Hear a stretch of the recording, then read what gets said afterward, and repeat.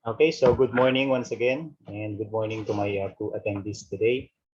So this is again the recording for the live session for week 5 of quarter 4 from June 14 to 18, 2021. So ito yung nasa week 5 na tayo, the second half of quarter 4. Ayan, so patapos na tayo. Yes. So, biruin yan, konti na lang. No? We were able to survive, no, at least this distance learning, and congratulations to all of you. Okay, for the topic for week 5 is only lesson 3, drafting fire protection systems. Okay, so the objectives are, ayan, draft fire protection systems, of course. Ayan.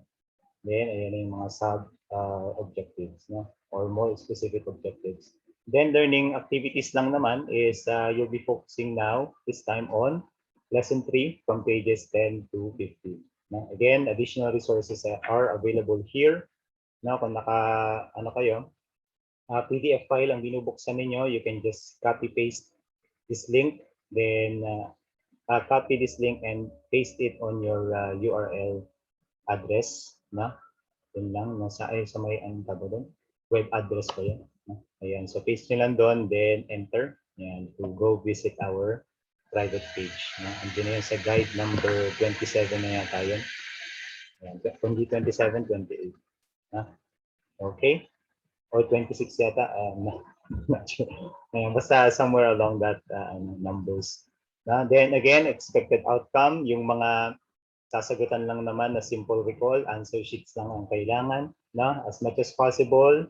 Kung meron naman din intermediate pad papers na lang, no? Wag mo nang yellow paper, no?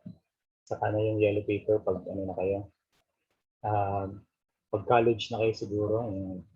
Then yung mga activities naman, such as yung mga will fall under performance tasks, I will need your final drawing files, no? Or .dwg files, no? That will be sent through our submission link or through my messenger or my email, no? And again, if you have any other concerns, no, that might hinder you in performing these learning activities, no, paki-chat lang ako. Ayan, para alam natin yung adjustment na dapat natin gawin. Then, ito may specific, meron lang ako special instruction dito. For what's new activity 1, perform and understand. No? Ito, you may only draw a minimum of 10 fire safety symbols. Then, compress the folder into a zip or RAR file before sending it to the submission link or through email. Na, ayan. Bakit yan ang naging instruction? Ito, silipin na natin sa inyong, hindi pa nakaset din sa sa lesson 3 pa lang. Okay, kasama natin ito. Yan. So this is your lesson 3, na drafting fire protection system. This is on page 10. Now, ito yung sinasabi ko na what's new. Okay, so as you can see here, yan, ito yung fire safety symbols that is from firesafe.org.uk. So ito yung mga most common symbols used for fire safety. No, ang gagawin nyo lang, no, mas simplihan natin kasi medyo marami siya, kung mapapansin nyo. Pili lang kayo ng 10. You will only have to choose 10 among these fire safety symbols, no? You can choose from group 2, group 4, or group 8. No, basta ang kailangan a total of 10 symbols. Then syempre ang file name, ito na yung mga file name niyo, no? Gamitin ng mga file name yung mismong tawag dyan, mismong pangalan nung, for example, water. Ayan. Na? So, save niyo siya as water, tapos lagyan niyo lang water underscore, para sure no na hindi maliligaw or mawawala, na pakilagay na lang water underscore your surname. No? Lagyan niyo na lang. Na? Wag yung literal na water underscore your surname. Hindi na. Water underscore Belmonte, for example. Ayan. Para sure, no? So, pili lang kayo kung alin ang pinakamadali para sa inyo. Parang ito. Ayan. Square lang o rectangle lang. O, di ba? Hindi may dalawa na kayo. Tapos, edit nyong konti. Naging, anong tawag dito? Trapezoid. O, yan. Meron na kayong any type. Di ba? Kayo bahala na diskarte niyo yan. Basta ang kailangan may minimum of 10. Pero kung marami kayong oras, no, or gusto niyo ng challenge, gusto mas maraming practice, pwede naman lahat, na wala namang problema. No, lahatin niyo na, no?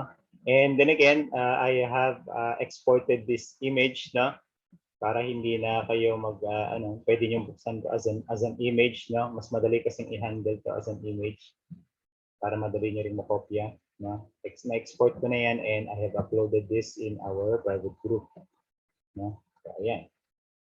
So, yun lang naman. Now, then you save this in a folder. Ang folder natin, the folder name, again, is, ayan, fire safety symbols, tapos underscore na lang ulit, or dash. Basta nandun din yung inyong surname. So, lalagay nyo lang fire safety symbol, dash, Belmonte. Okay? So, ayun yung pangalan ng folder. Na? Tapos, yung sinasabi ko na i-compress nyo yun, you're going to compress that folder para maging siyang .zip or .rar file, no? Or any other type of compressed file, no? Or compressed folder. No? Nag-send naman ako ng links, no? Ng video tutorials kung paano i-compress yung folders na using desktop computers and Android phones or tablets. No?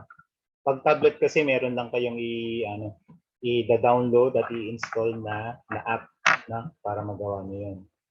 No? Kasi hindi ko sure kasi kung ano yung tawag doon, brand ng ating yung tablets na pinamigay ni Mayor, no? So hindi ko ma-specify tuloy kung applicable din pa siya yung sa parang sa Samsung, no? Kasi yung Samsung meron siyang option na ganoon, direct ang compression ng folder. Unlike pag other Android phones, no, Android tablets, kailangan mag-upload or mag-install ng isang ng app, no, para ma-compress 'yan, no. Well, anyway, kung kailangan niyo ng assistance sa pag-compress ng folders, no, chat lang kayo sa akin, no. I'll help you with that. Okay? So, yun lang naman. Kasi pag hindi niyo ginawa o kinompress ang folder, no, mahirapan kayong mag-send sa akin ito, no? Kung halimbawa 10 ang ginawa ninyo, isa-isa niyo yung isi-send pag hindi niyo kinompress into a folder, no? So anyway, magagamit niyo rin naman tong skill na to in the future, yung pag-compress ng folder, no? Kahit hindi na kayo nag-aaral, lalo pag magtatrabaho na kayo, especially when you are dealing with or you have an option for work from home, no? Ayan, so magagamit yung pagko-compress ng folders. Ayan. Okay, so let's proceed with what is it. Ayan. Konting lang naman to, basa-basa. Ito yung mga fire safety requirements na actually nire-require ito ng ating DFP. No, ngayon nga actually, pag na kayo, kumukuha ng permit, no? Nagre-require na rin ang DFP na mag-install kayo ng sprinkler system or anong tawag doon, fire alarm system, no? So nagre-require na silang ganun.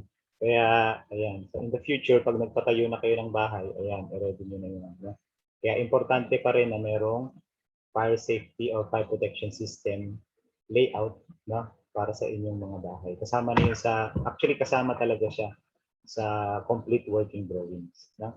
So, ayan. So self-explanatory naman 'tong mga ito, no? Pero kung gusto niyo ng additional or in-depth discussion on this, we can also set another day for that, no? And then what's more, ito sa papel lang muna ang what's more, no? Yan, a separate sheet of bond paper. So plate lang muna ito, no? Kokopyahin lang ito, no? Kasi pag kinopya nyo, mapafamiliarize nyo na siya, then ma-anticipate nyo na rin kung paano nyo siya gagawin sa AutoCAD, no? So yun ang purpose ng pag-drawing sa papel. Pag nag-i-sketch kayo, naisip nyo na ano ba yung mga tawag dyan. Ito pala yung source niya. This is credited to Mr. Alexander B. Ibarra. No? So may imagine nyo na ano ba yung mga AutoCAD commands or CAD commands na kakailanganin ko to redraw this in AutoCAD. So, ayan. Then what I've learned Fill in the blanks lang, as simple as that, 1 to 5. No? Ito yung mga sinasabi natin na sa answer sheet lang. Okay na. No? Then, what I can do, ayan, yung previous, no? Ito, yung fire sprinkler system for a simple pad, no? Co-convert nyo lang into AutoCAD. No? Then again, save it. No? Ito na lang ang gagamitin natin, ano, fire sprinkler system. No, huwag na itong for a simple pad, masyado na mahaba yung file name. No?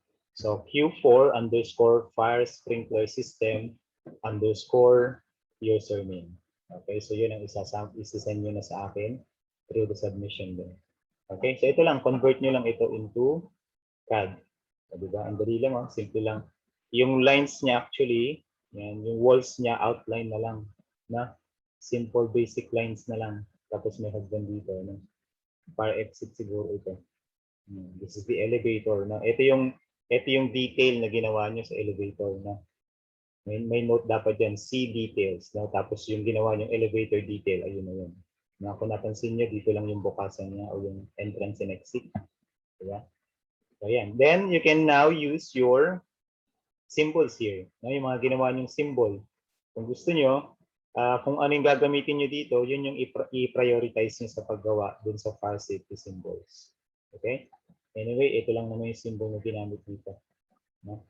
Lagay nyo na lang dito sa gilid siguro, legend. Tapos pakita nyo to, lagyan nyo ng legend. Okay? Yun lang naman. Then, assessment na. 1 to 5 lang, 1 to 5 pala. 1 to 12 lang din ito. 12 pala. 15 pala, I mean. Then, that's the end of your module number 2. Okay? So, ayan, you can check how well you did for the activities in the answer key. No? Siyempre, for written works yun. Pag performance task, siyempre, I will be the judge of that. Ayoko naman ng judge. I will be the one to give credit to that. Okay? So, ayun. So, hopefully, ayan, na i-present ko ng maayos at madaling maunawaan ang mga activities for lesson 3. Okay, again, if you have any questions, don't hesitate to contact me. Okay, and I'll see you again in the next session.